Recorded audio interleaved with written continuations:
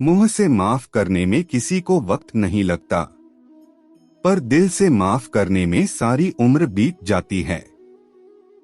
मुंह से माफी देना और हृदय से माफी देने में काफी अंतर है।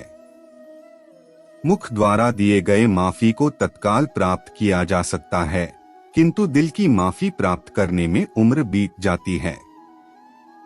जब आप प्रभु के साथ जुड़ जाओगे तो आपकी परीक्षा आरंभ हो जाएगी। कुछ लोग इसे दुख समझते हैं, तो कुछ लोग प्रभु की कृपा। प्रभु अपने भक्तों की सदैव परीक्षा लेते रहते हैं।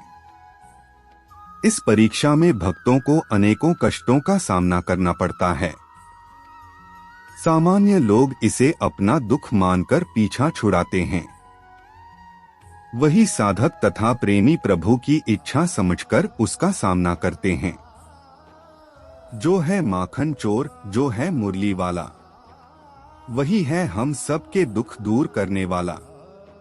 जो माखन चोर है, जो मुरली वाला है, वही सबके दुख हरने वाला है।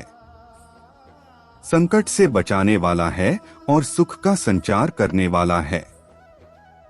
संसार के संयोग में जो सुख प्रतीत होता है, उसमें दुख भी मिला रहता है, परंतु संसार के वियोग से सुख दुख से अखंड आनंद प्राप्त होता है।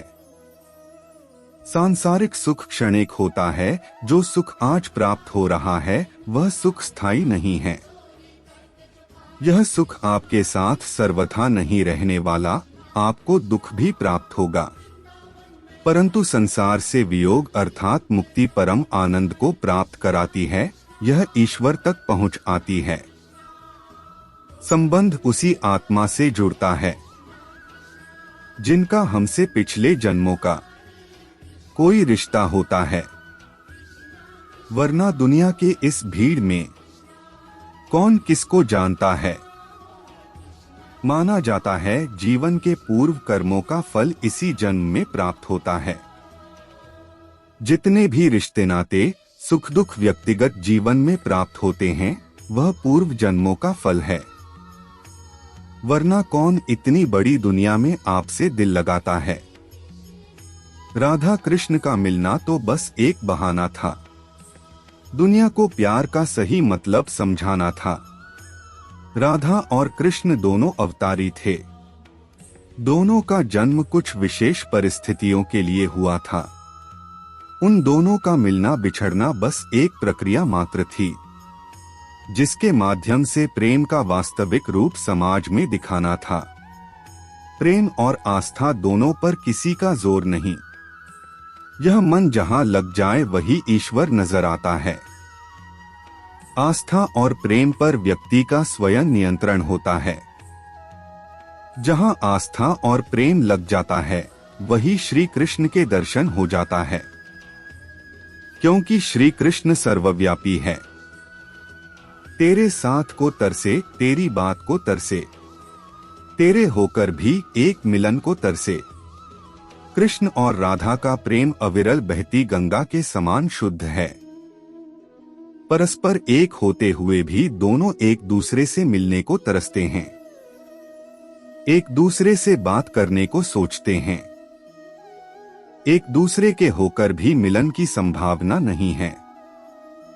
प्रहलाद जैसा विश्वास हो, भीलनी जैसी आस हो, द्रौपदी जैसी पुकार हो, मीरा जैसा इंतजार हो, तो कृष्ण को आना ही पड़ता है। कृष्ण को जो भी भक्त सच्चे हृदय से पुकारता है, वह उनके साथ सदैव खड़े हो जाते हैं। प्रहलाद जैसा विश्वास, भीलनी जैसी आशा और द्रौपदी जैसी पुकार, मीरा जैसा इंतजार। अगर सभी शुद्ध हो तो कृष्ण को तो आना ही पड़ता है। जीवन में आधे दुख इस कारण जन्म लेते हैं क्योंकि उनसे आशाएं बड़ी होती है। इन आशाओं का त्याग करके देखो, जीवन में सुख ही सुख है। आशाएं व्यक्ति को दुख के मार्ग पर ले जाती है। आशाएं बड़ी प्रबल होती है। आशा अनुरूप कार्य होने पर जहां खुशी मिलती है, वही आशा के विरुद्ध कार्य होने पर दुख का पहाड़ टूट जाता है। व्यक्ति जीवन में आशा दुख का प्रमुख कारण है। लोग कहते हैं अपनों के आगे झुक जाना चाहिए, किंतु सच बात तो यह है, जो अपने होते हैं वह कभी झुकने नहीं देते।